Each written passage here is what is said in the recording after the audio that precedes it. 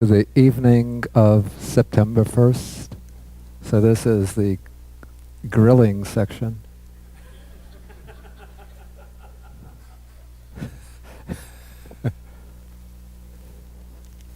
Okay, so please now feel free to ask any questions. Now, but certain rules for the questions. First, when you ask the question, you have to take the microphone, stand up, and project your voice. Oh, okay.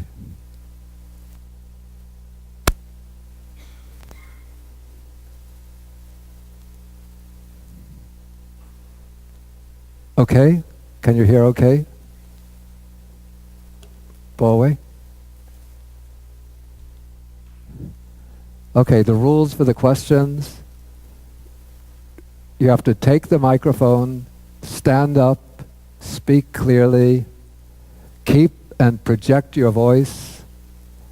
Then for the formulation of the question should be clear, concise, and relevant to the subject matter. Okay, Mahendra has the first hand I see up.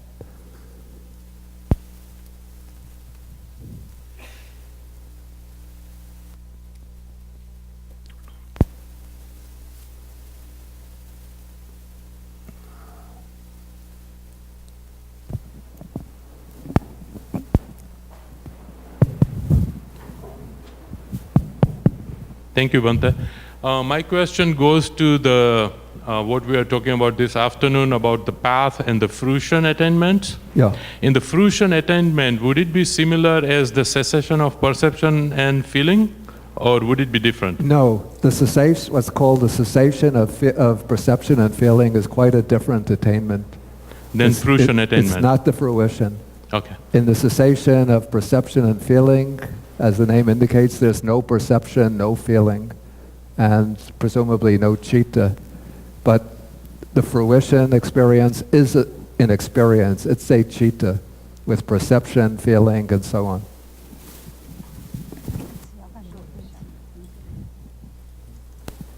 Your name is?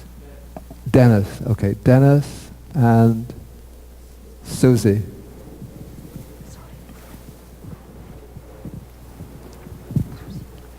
Thank you, Bhante. On page 77,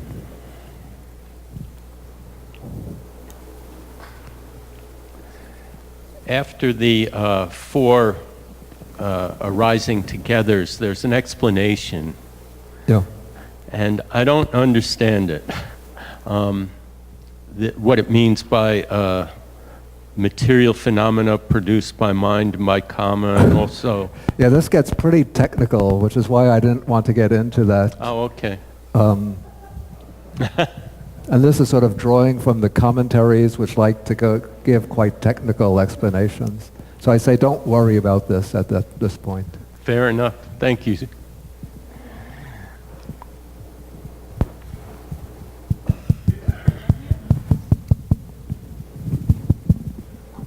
I'll be in stereo. Thank you. Thank you, Bhante. I have been giving some thought to the prompted and unprompted. Okay.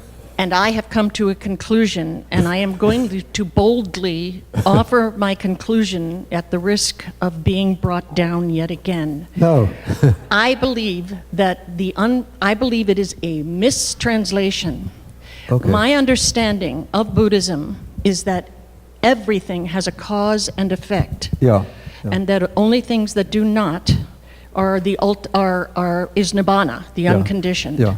I believe the translation should be Yeah. known influence, unknown influence. Because Say again. known influence, Yeah. unknown influence. And I would like to say more before you Okay. before you even think to stop me. Don't stop me, please. No, I'm not. The unknown influence to me are, for instance, I would like to use an example. I saw this Abhidhamma retreat online and decided immediately to go. That was an advertisement, but that prompted me. So that is a modern Western development of advertising. But I spoke to someone, I spoke to a group of people on a Dhamma study class and said, I'm going to this retreat. Yeah. Someone came from that open discussion. And that is not really, I didn't prompt that person. I don't even know that person. They just revealed themselves to me. So they came similarly from advertising. Wait, I didn't quite catch the last point you made. They came to this retreat the same way I did. They heard about it. So somebody else in your class Someone else in this class saw the... heard me say there Yeah. is a retreat. Yeah, So I influenced their ear, yeah, in a sense, yeah, but I made no other effort. yeah. I didn't say you should come, you really need Yeah, to. yeah. So is that prompted or unprompted? I would say in this case, with her deciding to come to this program, that it was unprompted on her part. Thank you, that's what I think. So the idea of something arising spontaneously, Yeah, to me, comes from the influence of my past. For instance, somebody might say a word that in my family of upbringing was used as disparagement. yeah. In their family of upbringing, it was used as an endearment. And when I hear it, I respond in anger. It's Yeah. totally unprompted, Yeah, yeah, but it is not unprompted because I have Yeah. a cause and effect. yeah. I have a memory. So I don't believe there is something unprompted. I think it arises Yeah. from some deep place, conscious or unconscious. I was trying not to use those words Yeah. because we are talking about consciousness. Yeah, yeah. But Buddha taught everything has a cause and effect. Yeah, So yeah. that is my offering, because I found it very difficult. I kept trying to think of other Yeah. than getting up on the wrong side of bed in the morning Yeah. and not knowing why, which Yeah. would be an unprompted, conceivably an unprompted, yeah. unwholesome state. I can't think of anything that if I don't think about it, I go, oh yeah, that's right, somebody cut me off at the corner, and then by the time I got to the next street, I decided to cut somebody else off at the corner. You know, I'm in a rage. So anyway, I believe it's so hard to explain because I believe it's the misuse of words. And thank you for listening. okay. Thank you all for listening. Okay, this is a matter of translation, but as for what is intended by the terms, I'll use the Pali words, asankarika, which is what is translated here, unprompted. It's always easier to go from what's called the prompted, sasankarika. So this is where a state of consciousness arises either through some kind of inducement coming from others, as I said, persuasion, argument, threat, promise of a reward,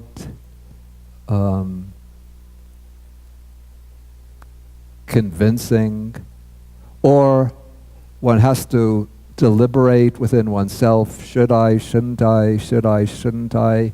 Let me do it.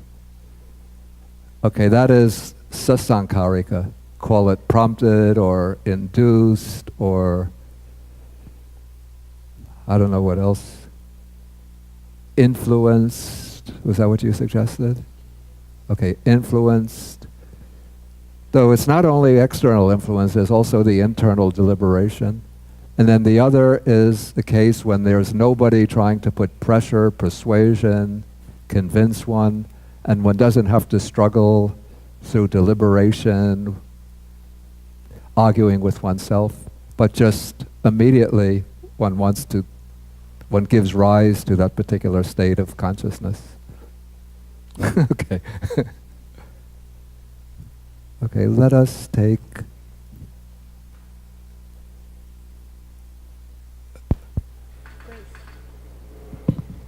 Grace. My name is Grace.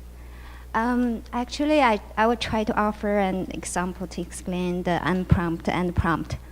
Okay. When you see a beautiful flower and you immediately smile, Yeah. and it's very naturally, that's unprompt.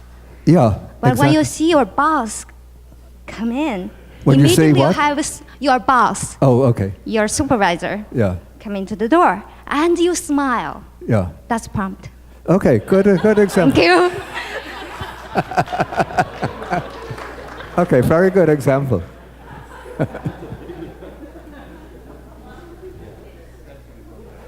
Okay, Henry and Suan. Suan, okay.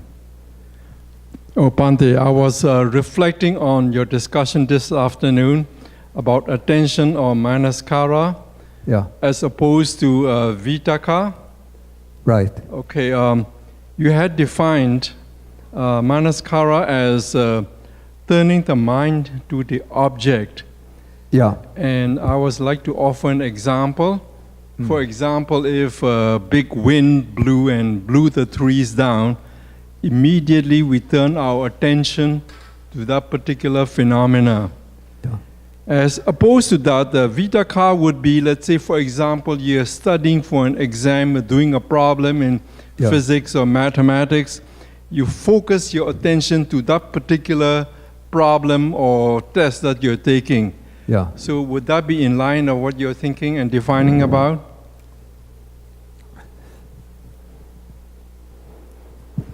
Let us say that that is illustrating at a rather, gross common sense level of experiences in which manasikara is most prominent. The tree crashes down, so one turns the mind to it when one hears the crash. But also in that experience, there's likely to be vitaka when one is, especially when one is conceiving what happened, then when one looks in to see what has happened, then vitaka is working to interpret the sound of the crash. But it would be manasikara that is playing the dominant role in turning the mind to the place where you heard the crash. And then, of course, in studying for an exam, of course, you have to have manasikara because that's present in every citta. But here, vitaka is more prominent because you have to read the material and you have to understand it. And so then one is using more of this application of mind, which is the meaning of vitaka. Thank you, Bhante. My question is clarification, actually, Yeah. about something that you mentioned in the lecture during the afternoon about adhimokkha decision. Yeah. In the suttas, there's kayu sanskara, vachi sanskara, Yeah. and chitta sanskara, and there's vitakka vichara Yeah. in there, and in the jhanic states, those things drop off. Where Wait, I didn't catch the last phrase you said. in the jhanic, when you achieve jhana, those Yeah. things drop off, and Yeah. there's no thinking, pondering, words Yeah. just come out. Your Yeah. movements are pure.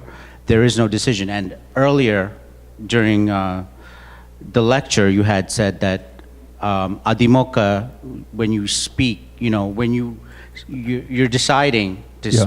which words to choose. Yeah. Is that the same in the suttas with the vachi sanskara and all that, or is it different?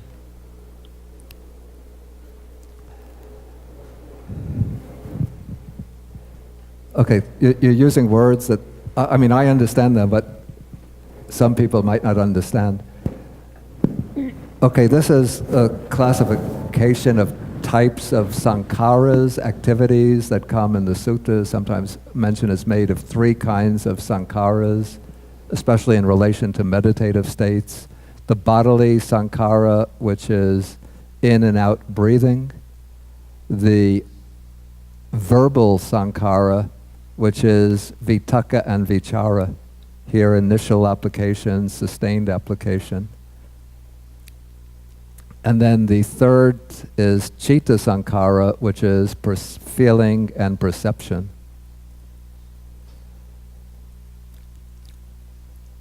Okay, so it's said that in the first jhana, in the second jhana, the vachi sankhara ceases. Now the vachi sankhara is vitaka and vichara, initial application and sustained application. And I think the reason why these are called vachi sankhara, the activities of speech, the activities responsible for speech, is because it's through the working together of vitakka and vichara that one formulates in one's mind the words that one then utters as speech.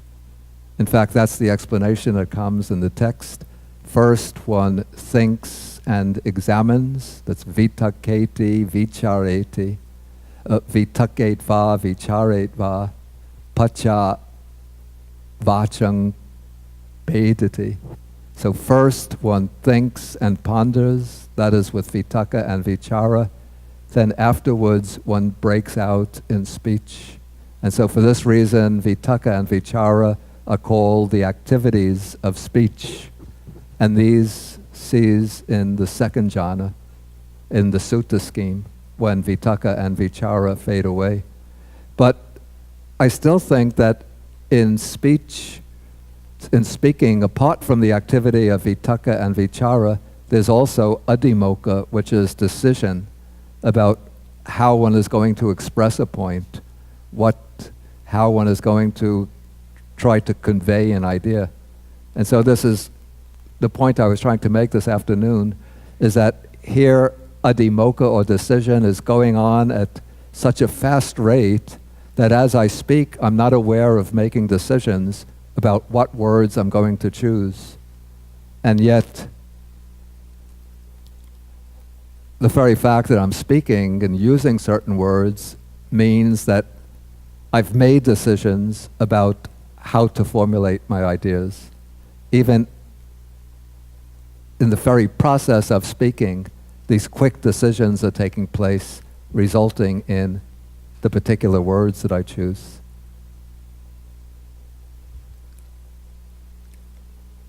Okay, Katie in the back, and your name is? Karen? Okay. Maybe I missed part of the answer to his question. So Chaitana versus Sankara, they're both referring to volition, but I didn't, and if you were just explaining that difference, I apologize for missing it, but I don't understand why in Khandas the word Sankara is used, and in the list of Cetasikas in the universals, Chaitana is used. Okay, this is actually a very good, very important question.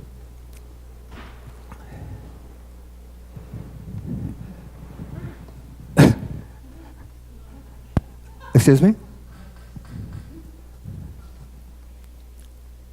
And it brings up a very interesting issue. You see, in the suttas, we have four mental aggregates: feeling, vedana, perception, sanya. I'm going to skip, sankhara khandha.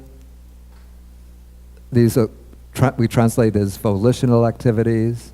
And then the fifth is vijnana, consciousness. Now when the texts are explaining, when the Buddha is explaining in the suttas, what is the aggregate of vedana, of feeling, he'll say 6 kinds of feeling. Feeling arising through the eye, ear, nose, tongue, body, or thought. Or else sometimes 3 kinds of feeling: pleasant, painful, neutral feeling. But the aggregate of feeling is explained in terms of feeling. When he explains the aggregate of perception, he'll say, what is perception? There are 6 kinds of perception. Perceptions of visible forms, perception of sounds, perception of odors, tastes, tactile objects, and mental objects. Then skipping over sankhara, come to vijnana khandha, the aggregate of consciousness. When he raises the question, what is the aggregate of consciousness? He says there are 6 kinds of consciousness: eye consciousness, ear, nose, tongue, body, mental consciousness. So the aggregate of each of these 3 kinds of aggregates are explained just by enumerating the classes that exemplify each name: feeling, perception, consciousness. But when it comes to the aggregate of sankharas, the Buddha says, what is the aggregate of sankharas? Then he says the 6 kinds of volition, using the word chaitana. volition regarding visible forms, volition regarding sounds, volition regarding odors, tastes, tactile objects, mental objects. So this seems to suggest, or at least the way I see it in this way, that even in the suttas, the Sankhara Khanda is already being given the role of serving as in a kind of umbrella category for that can contain other mental factors besides volition. And so the commentaries say that the Buddha enumerates or mentions Chaitana when explaining the Sankhara Khanda simply because Chaitana is the most important factor within the Sankhara Khanda, especially because it creates karma. But for this reason, I think the early Buddhist, call us the Buddhist scholars or the Buddhist, thinkers, when they wanted to classify, to use the scheme of the five aggregates as a way for classifying all the other mental factors mentioned in the suttas, they put them all into the Sankhara Khanda. So in this way, except for feeling, perception, and consciousness, all the other mental factors are included within the Sankhara Khanda. Does that answer the question? Okay. Okay, then we come to, see how bad my memory is. Karen. I'm sorry. Thank you, Vande. My name is Karen. I have a question from yesterday when you were saying that wholesome resultant chittas and unwholesome resultant chittas are both karmically indeterminate. Yeah. So what does karmically indeterminate mean? Does it mean that, like, the way I'm thinking of it is it's either does not create further karma or creates neutral karma? Yeah, no, it's not that it creates neutral karma, but you see, the resultant chittas are the ripening or the results of wholesome and unwholesome karma. And so the resultant chittas are karmically neutral. We call them, when we call them wholesome resultant, it doesn't mean that they are wholesome and resultant, but it means they are the results of wholesome karma. And similarly, when we speak of unwholesome resultant, we don't mean that they're unwholesome and resultant, but that they're the results of unwholesome karma. But the result itself is not wholesome or unwholesome. Like, okay, for example, if this is a very hot cup, I touch the cup, I get burnt. It isn't hot, but suppose it is. I get burnt, that's a painful bodily feeling. And that is a result of maybe some past karma, which is now ripened in the form of that bodily sensation, painful sensation. So that is a painful bodily consciousness, which is the result of unwholesome karma. But getting burnt by the hot cup is not creating karma. So that is the ripening of some past karma. Maybe when I was a kid, I took some hot object and I burnt my little sister, and she went crying to my parents, and so now the karma is ripening and I get burnt by touching the hot cup. Thank you very much.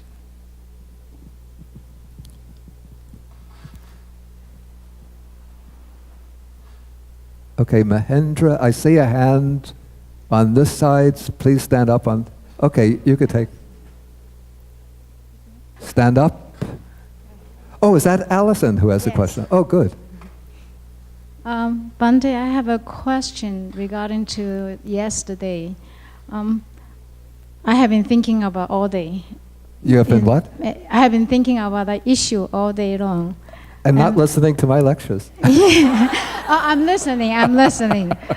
Is on page 37 regarding to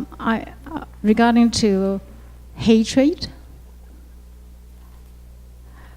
Just a second. I need to wear my reading glasses. I have a question. Okay, I have the page. Yes, and here in page 37, I'm very interested in this. You say consciousness rooted in hatred. The hatred has two kinds.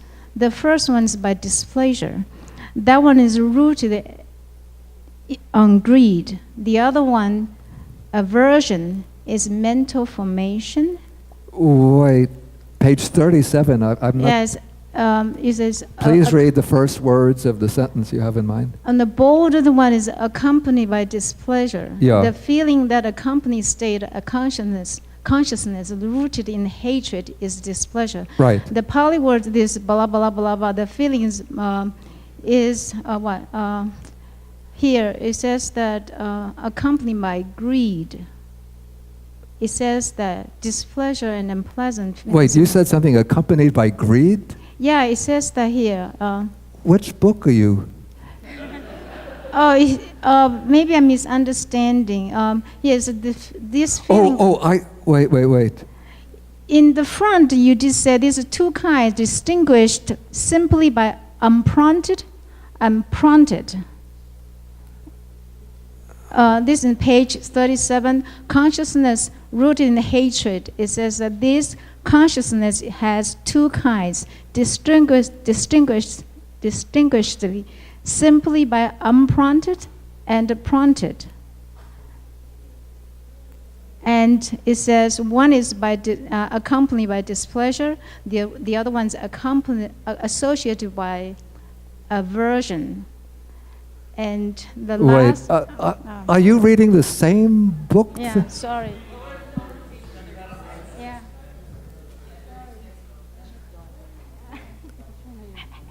Oh, okay. Okay, 36. Okay. Okay, it's 36. I see.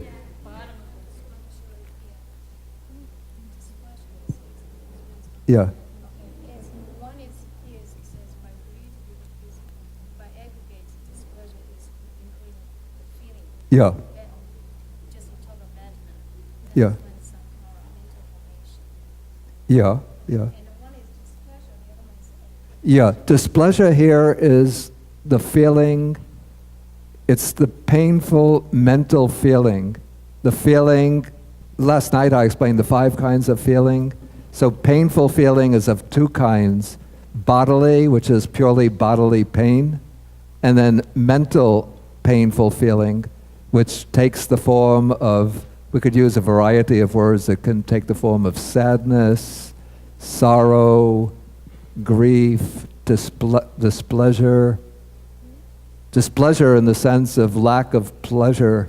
Not, sometimes displeasure means like anger. He expressed his displeasure at the man's behavior. But this is unpleasant feeling in the mind. So that is displeasure. So that belongs to the aggregate of feelings. And the aversion or hatred belongs to the aggregate of mental formations. Yeah, that's the reason I have been thinking about this. For example, since I'm in education, I always thought about this. And for example, like a bully situation. A little child. A bully situation. A child was bullied. A little girl was bullied. Okay, Yeah. The bully girl has displeasant feelings. Yeah. And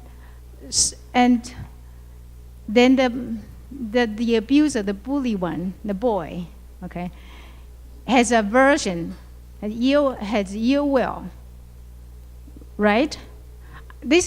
I'm choosing that example because I want to understand the hatred here. Yeah. Okay. And if you're saying that the girl has displeasure? Yes, so the girl bully has displeasure?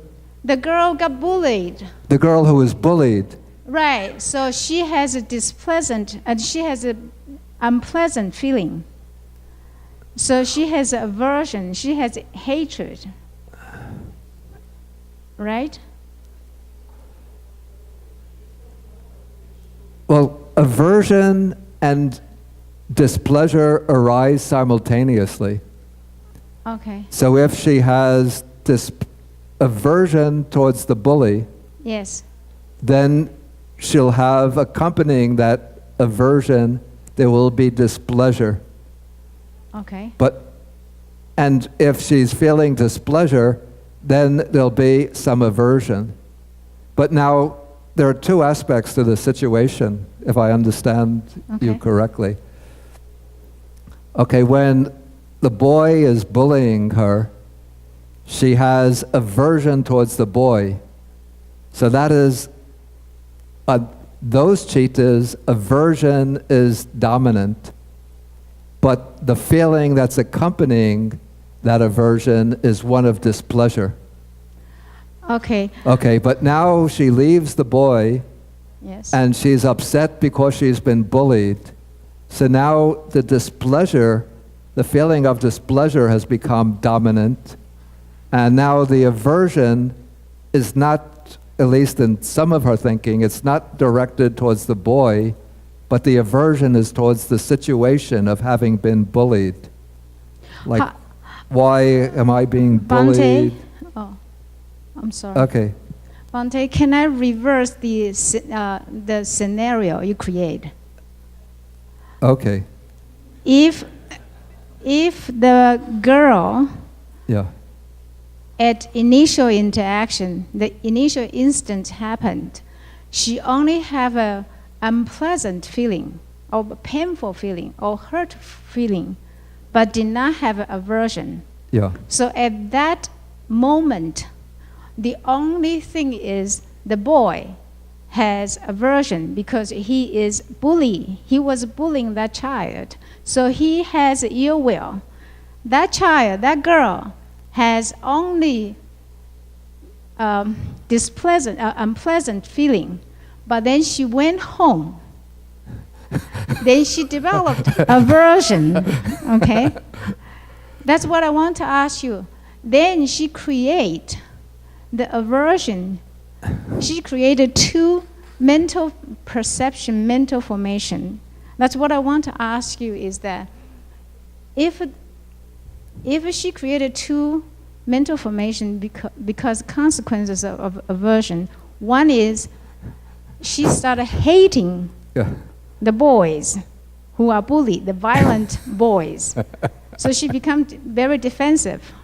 Okay. Yeah. The other one I think this is getting into the area of maybe of a sort of psychological analysis of a bullying situation. Okay, and I not just so directly, pertinent to the or maybe you could ask me at a later time because Okay. it seems to be getting too complicated. And sorry. yeah, I have to ask to keep the questions fairly concise. Okay, Andrew and. See if I could remember. Toy, your last name?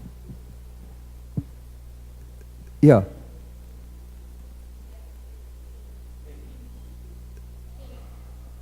Again?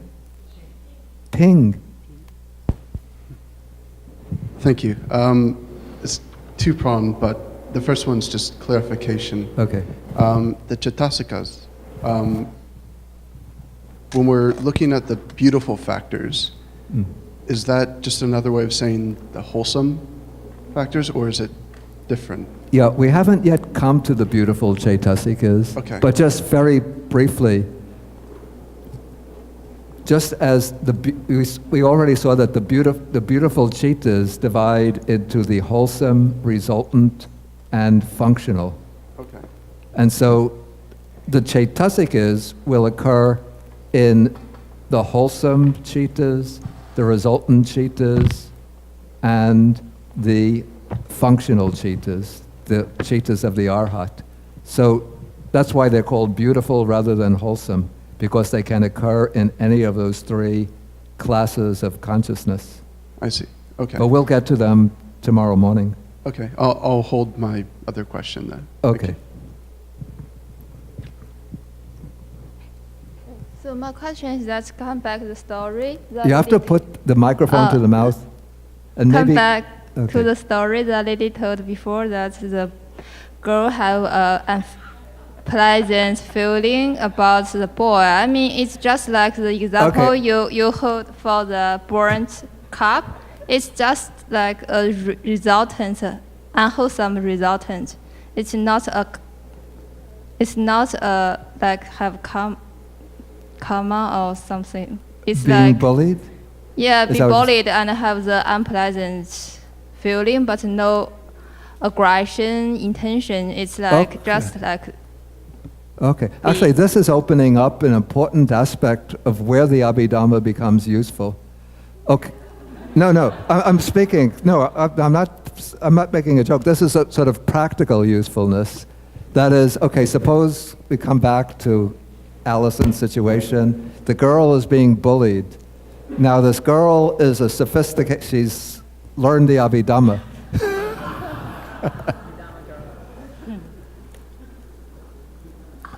So she knows that maybe I'm being bullied. This is coming about through the maturation of some past karma. So we're in this unpleasant situation because of the ripening of past karma. So she's not directing it towards herself and thinking there must be something wrong with me, that he's bullying me. And instead of, if she doesn't have the knowledge of Abhidhamma, then she will, or knowledge of Dhamma, then she might react against the boy and then become sad herself or fight against the boy. But if she has knowledge of Abhidhamma, then she'll say that to recognize this is the result of past karma that's coming to me. So I'm not going to get angry against the boy, and I'm not going to become, to fight back with him. But still, she'll recognize that she's using wisdom here, not just a two-rooted sense sphere consciousness, but a triple-rooted, using some wisdom. She'll realize that the best way to help this boy and to straighten out the situation is, if she can, to speak to the boy, tell him that it's wrong to bully other people. But if she's afraid that the boy is just too mean, then she will report it to the teacher and tell the teacher that she's being bullied by this boy, not in order to get revenge on the boy, but she has compassion for the boy. And so she wants to help the boy emerge from his unwholesome behavior and change his ways. So now she's giving rise to a wholesome sense sphere consciousness in which there's the three good roots. There's non-hatred because she's not hating the boy. Of course, there's non-greed because she's not expecting to get anything from this, not expecting to get a pat on the back from the teacher. And then she has wisdom because she knows that quiet diplomacy is the best way, or straightforward, honest diplomacy is the best way to resolve the situation for the benefit of everybody, the boy and herself.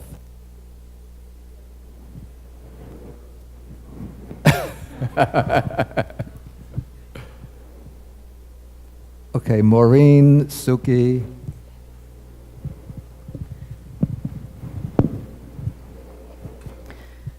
So maybe to take that into a little more detail, Excuse me? To take that into a little more detail, like so the eye base, or let's say the ear base. Yeah. So the bully, let's say, is Yeah. bullying with words. Yeah. So the ear base is resultant, right? Yeah. Karma, and so that's the base, and then the ear consciousness is also resultant karma. Is that correct? Yeah. So Wait, the ear base? the ear base is resultant because Well, it's the ear base is just the sense organ of the ear. right, but isn't that the result of previous The ear itself, as a sense faculty, is the product of past karma. past karma. But it's not a chitta. It's not a right? concept, No, yeah. It's just but the fact that the ear base and then the sound that's hitting the ear, which is the object, is hitting Yeah. ear consciousness, which is also a resultant Yeah. chitta. Yeah. Does that mean that when our senses are being impinged, Yeah. let's say these abusive words are hitting the ear Yeah. base, Yeah. ear sensitivity, that basically all sensual impingement is the result of past karma? Is that a correct way of looking at it? I think from the Abhidhammic standpoint, that is what would be said. So basically, we cannot control any of the impingements we're experiencing at any of the bases. Those are all resultant. Yeah, yeah. So unless our only- one, of course, can change conditions so that the influences that impinge on the bases will be different. So in terms of the thought process, the Yeah. point at which the sound is hitting the Yeah. ear sensitivity, Yeah. you can't control that all the way up to, Right, and then at Javana right. is when you can decide to make the wholesome Yeah, roots. So exactly. basically, there's a certain amount of resultant Yeah, that you just have to bear. yeah, that just flows in, yeah. And that's pretty much with every sense impingement. Yeah, yeah. Okay, So I it's just- in the Javana phase that one can change the direction of the mind. Okay.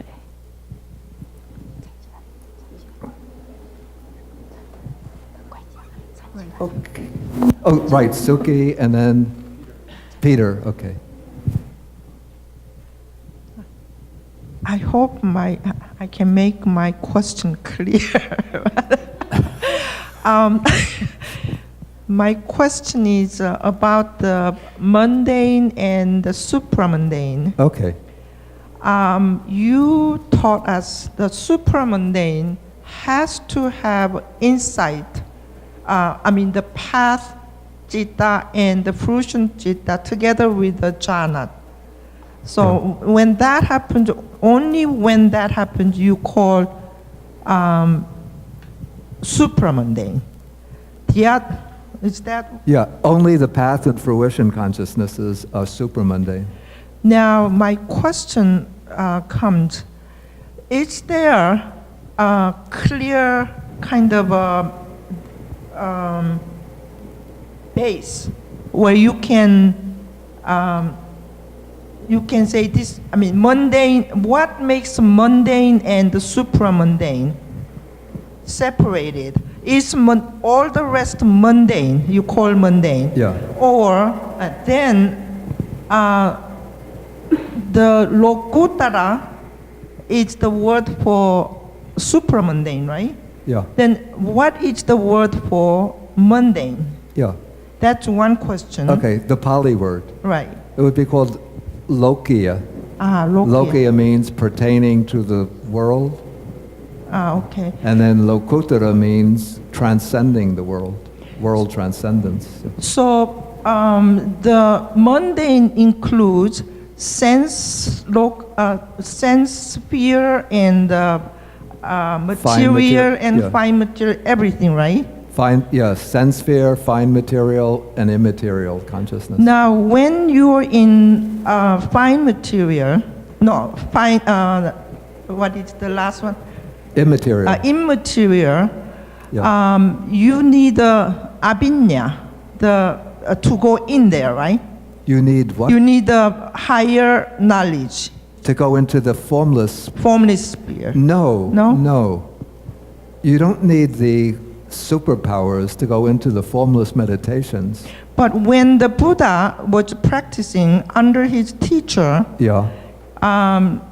there is like by higher knowledge, I went to this.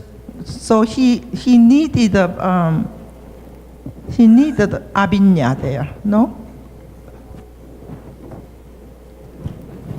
You see, the word, this is getting into a rather My linguistic matter.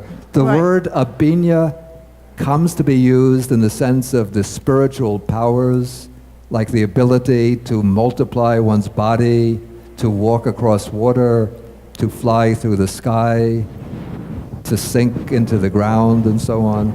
That is the meaning of abhinya, the divine ear, the ability to read the minds of others, So that is the developed meaning of abhinya. But the Buddha says in the suttas, I think, when he's practicing under his first teachers, he says that he had abhinya of those attainments, the formless attainments. But here the older meaning of the word abhinya is simply directly knowing, directly experiencing. So my actually question came, that abhinya, that higher knowledge is also mundane? Yeah. Because it belongs to formless. There's not a necessary, I have to say I'm getting a little confused by and it's going a little bit sort of off the tangent of what we've been dealing So with. I want to, so I can say, let us just say the formless meditations, the arupa jhanas, don't require abhinyas in the sense of spiritual powers. The spiritual powers are usually said to be based on the mastery of the 4 jhanas of the sutta scheme. So they all belong to mundane. There are 6 abhinyas. The supernormal power, the psychic powers, the divine ear, the ability to hear sounds in other world systems, the ability to read the minds of others, the recollection of one's past lives, the knowledge of the passing away and rebirth of beings in accordance with their karma. Those are 5 which are called the mundane abhinyas. Then the 6th is the knowledge of the destruction of the defilements. That is supramundane. Okay. Yeah, we went to a little wrong direction, but thank you. Okay, Peter. Bhante, as much as I like the bullying example, I don't think I'm exactly continuing it, but something that was just said made me think it may be related to my question. When we, I think, agreed that there's many things we can't control that impinge us. Yeah. I have a question about the mental factor contact on the bottom of page 78. And you interestingly pointed out today, it's not in your translation, but you pointed out in your presentation that it can not only be that we go out the door to initiate the entire event, but something can come in the door. Yeah, yeah. So I guess trying to put it into a question is that although we can't control it, what we're learning in this class, I think, is that we can make more subcategories. We can make what? More subcategories. Well, I'm trying to joke, but the thing is, Buddhism is trying to teach us to see things as they are. Yeah. And I think what's maybe missing here, I wanted to ask you, I guess in a form of a question, might be that wouldn't it be helpful if we do subcategorize what's coming in the door and what's when we're going out the door? Because to me, that's a huge difference when often we don't see things as they are because we don't see something coming in the door. And if you want an example, I like how people are using examples here, including yourself. Think of the child who's just nagging a parent to death because they need to have this or that, because the parent might not understand and get angry at the child, but they might not understand that the child was impinged upon with no understanding, and the parent may not have understanding either.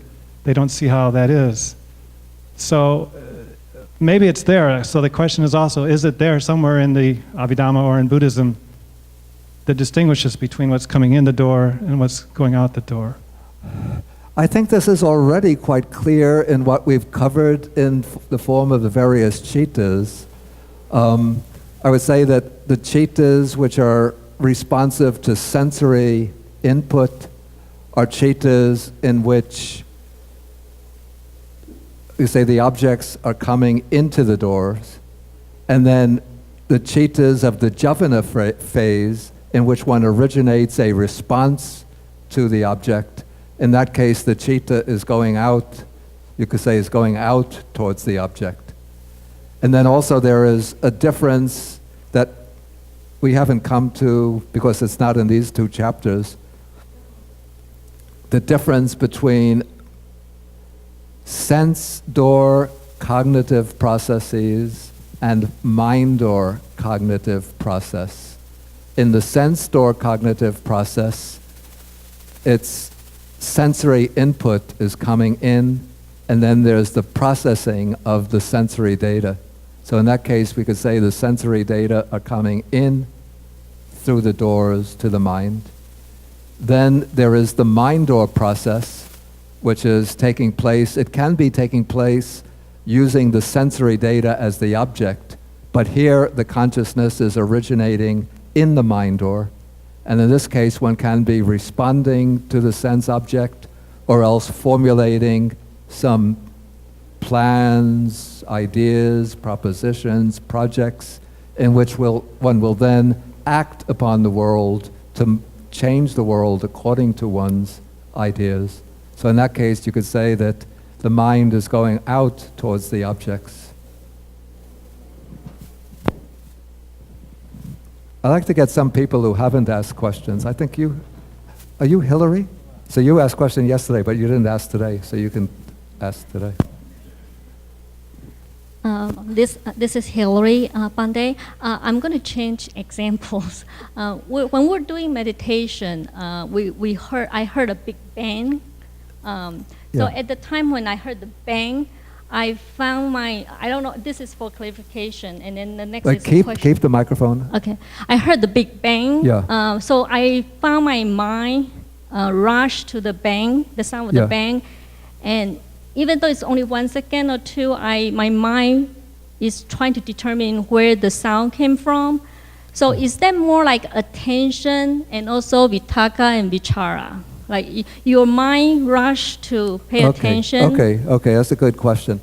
I say when the mind turns to the sound, then in that case, the function of manasikara is quite prominent. Mm-hmm. When one is wondering what made that sound, could it be this, could it be that, then that's the working of vitakka and vichara. So the second time I heard the bang again, but then this time, I don't know if anybody heard it. Okay. So the second time I heard the bang, but this time I found that I pay attention, but my mind doesn't move that abrupt, doesn't move abrupt, it just pay attention and come back to my object. Yeah. So at that time, there's only attention and no vitakka and vichara. Well, what I would say is that, when you hear the sound, then the attention is what turns to the sound, and there's probably vitakka vichara taking place, but they're not becoming as prominent as the first time when you were wondering what made the sound. On the second time, because in order to know that's a sound, to identify it as a sound. Vitakka and vichara are present there, identifying it. Oh. But then you bring the mind back to your meditation, not wondering what is causing the sound. So then the vitakka vichara are not working over the sound, but now they're directed towards your meditation object. So the last question related to this experience is that attention and vitakka vichara in the cognitive process, is it part of the investigation and determination? Because you receive your five doors. I think that they are present in the investigation, investigating and determining consciousness. I have to take a quick look to see if that's the case.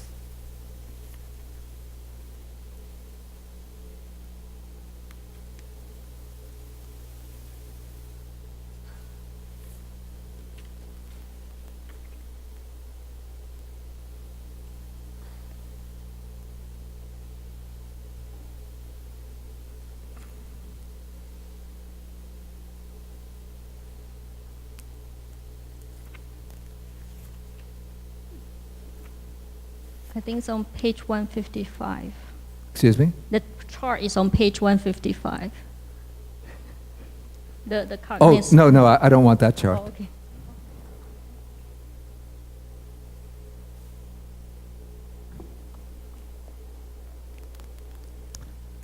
Yeah, vitaka and vichara are present in the investigating and determining consciousness.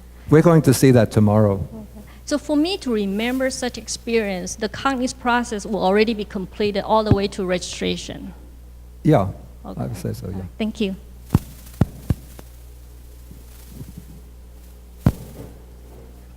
The person all the way is in the back, I can't see so clearly. Who is that?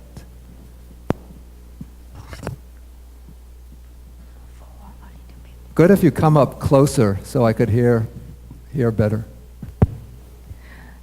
Dear Bhante, I have two clarifications. Yeah. The first is on mindfulness. Can you distinguish the benefit of mindfulness with understanding and mindfulness without understanding that you distinguished this morning? Yeah, we haven't yet come to the beautiful mental factors, so I think your question would be more pertinent tomorrow. Okay? And the second one is if you could elaborate on in the fourth path, ignorance and delusion. In the what? In the fourth path, in the path and fruition. Yeah. If you could elaborate on ignorance and delusion, what more is there within right view or? Okay. If I understand you correctly, what I said is that the fourth path, that's the path of arahatship, eradicates the subtle fetters, the 5 subtle fetters. And the deepest, the most basic fetter of all is the fetter of ignorance, which is also the same as delusion. And so, as the meditator or the practitioner is going through has gone through the 4 paths, each path eliminates a certain level of ignorance or delusion. So even the stream enterer has eliminated 1/4 of ignorance. The once returner has eliminated the 2/4 of ignorance. The non-returner has eliminated 3/4, 75% of ignorance, but there's still a 25% residue of ignorance even in the non-returner. So for this reason, the non-returner can even have the conceit or pride of I am superior, can even have some restlessness because it can have some craving, not for sense pleasures, but for higher types of experience. So there's still that residue of ignorance, and with the attainment of the 4th path, the path of arhatship, that residue of ignorance is removed. So after the experience of the 4th path, the path of arhatship, then there's no more ignorance. Thank you. Let's see, anybody who hasn't asked questions, I don't remember. Your name is? Wangi. Wangi? Yes. Okay.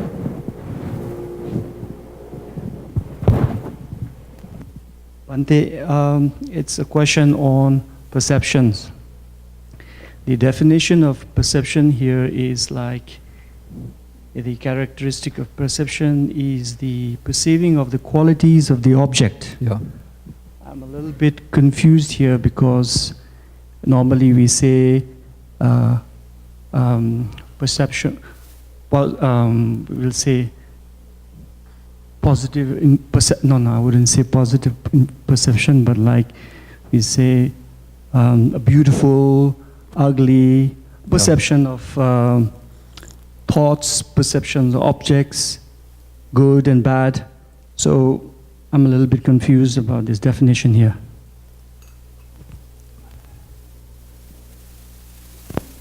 I'm not quite sure that I understand what you mean by saying you're confused. The definition of perception here is it says its function is to make sign as a condition for,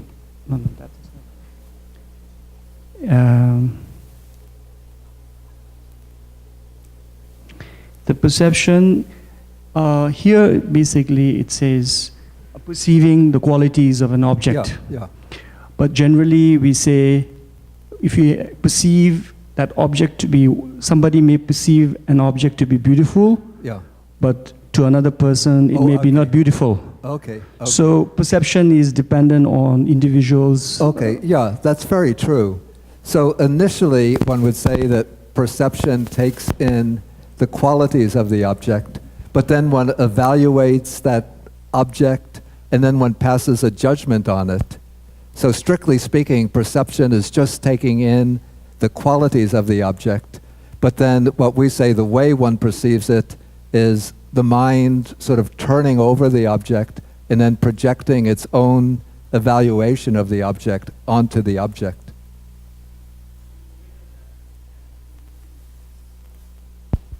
I would probably say that different people have different proclivities, different standards of judgment on the basis of which they will judge something to be good or bad, beautiful or ugly.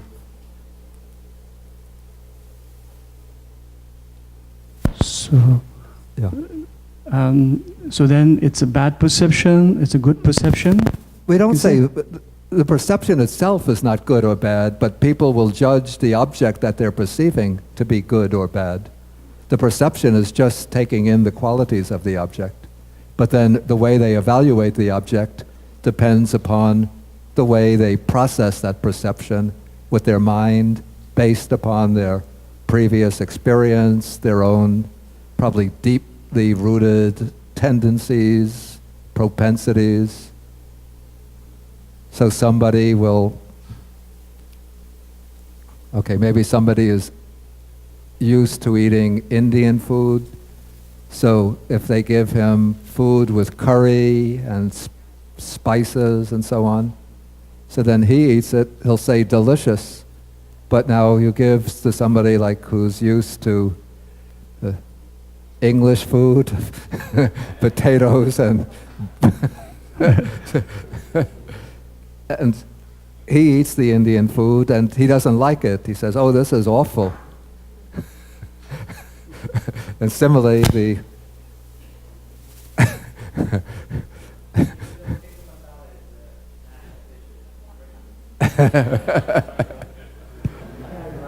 I remember in the 1980s when I was in the Sri Lankan temple in Washington, sometimes the Vietnamese people would bring Vietnamese food, and I would eat it. I think it's delicious.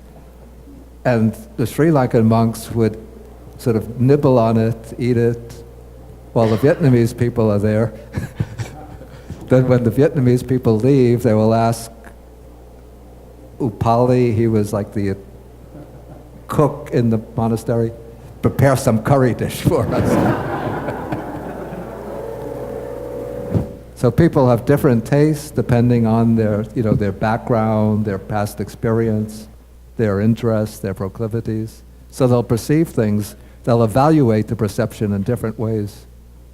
And going forth from there, the perception of your good, your bad, your evil, and then you go into this whole, ball of snowballing effect of, pain and what pleasure, and so on. Excuse me? Sorry. Because of that perception of good or perception of bad, as a consequence of that, then one tends to either like or dislike.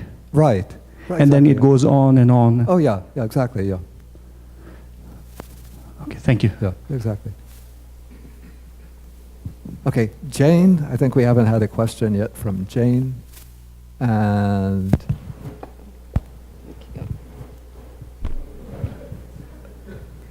I'm looking for somebody who hasn't, he's been asking a lot of questions. Okay, Richard, Chi, and Mahendra. Oh, I'm sorry, but first Jane. Oh. And then that will be it for the evening. Okay, thank you, Bhante. There is a quote by Venerable Nyanaponika about Abhidhamma that struck me, and he was referring to the typology of consciousness as a map of the mind, and he said, the map is drawn up to guide the seeker through the tangle of mental states discerned in meditative experience. And at the end of this afternoon's meditation, you asked us to become aware of our mental states.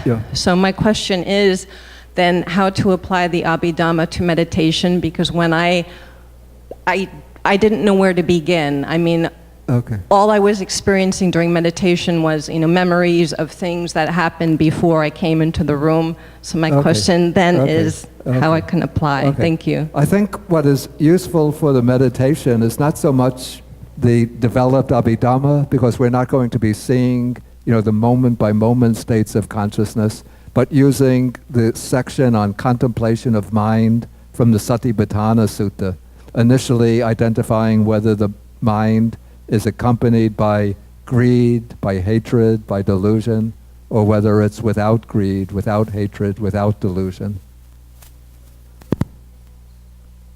It's in the Majjhima Nikaya Sutta number 10, the Satipatthana Sutta. Okay, I said next, Chi. Again, questions should be concise, clear. I try to. One day in the volitions, Santana, in the mind process, what is the role of that Santana in the seven jhana? Is it will play an important role in that jhana? Sankhara. No, the Santana, the volitions in your Chaitana. Yeah, Chaitana. Okay, Chaitana. I'm sorry. Pronunciation. Yeah, Chaitana actually has a very important role in the jhavana, because the jhavana phase is the phase in the thought process in which one is creating karma, and it's the Chaitana, the volition, that is the main factor that creates the karma. And also the other question is, what is the role of that Chaitana in the ordinary persons and also enlightened ones in that seven jhavana phase? That's a question, it's too big a question. No, I can only answer very concise questions. Richard. I find myself quite confused about what the unit of a citta is. About the what? What makes one citta a citta? Yeah. That is what the unit is. For instance, if I look at the rootless cittas, right?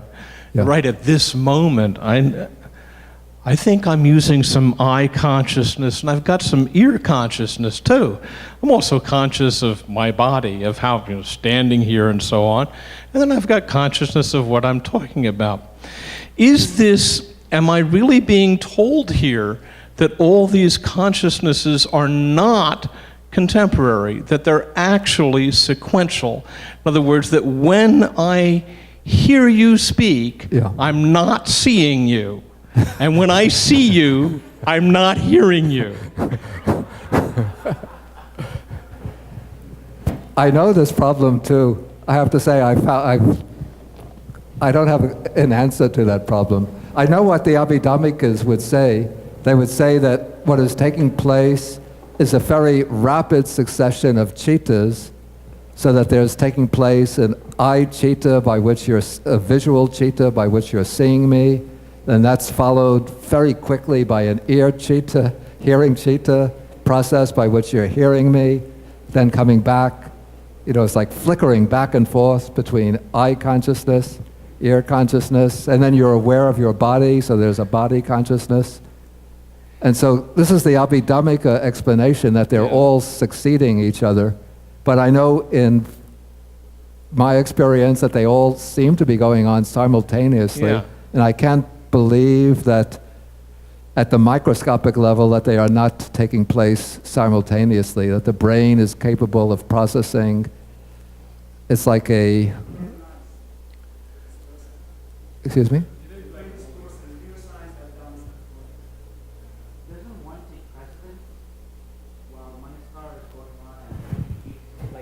That takes precedence. Anyway, this is an unresolvable problem unless we could really study the quick, rapid functioning of the brain. Okay, Mahendra?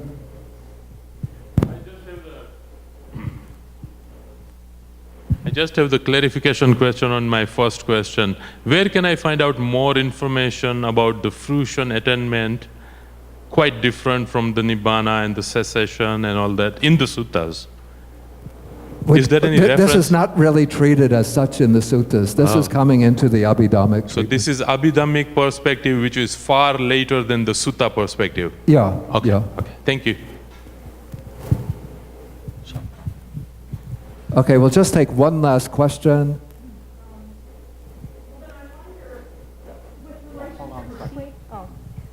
Then with relation to the citas. Cheetahs. Cheetahs. This is a very simple question, but maybe not.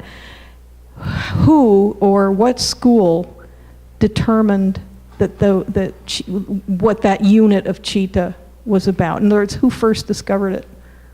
Or what school, or, when was that first discovered? No, well, the Buddha himself speaks about cheetah. In like a form of the eggs of a fish that, are one, they're all in a row. You mean the particular sequence of cheetahs? Yeah, how did that first come about? Because it's so subtle. Yeah, it comes only in the Abhidhamma literature. Okay. In fact, it's not even made explicit in the early books of the Abhidhamma Pitaka, but we can see that already the scheme of a sequence of cheetahs seems to lie implicit in the Abhidhamma Pitaka, but it's extracted and made explicit only in the Abhidhamma commentaries. Okay, so then... But it makes the Abhidhamma Pitaka intelligible without that scheme. So were they in line with the scientists of their time? I mean... I don't know. I don't know what the scientists of the time were. I mean, well, I guess it would have been what, the 12th century? Excuse me? The 12th century? No, this is going back to the Abhidhamma Pitaka, 3rd century BC. Oh, okay. Yeah. Oh, okay. All right. Okay, we have to end now because we have our meditation. Okay, so now we can move over to the meditation section.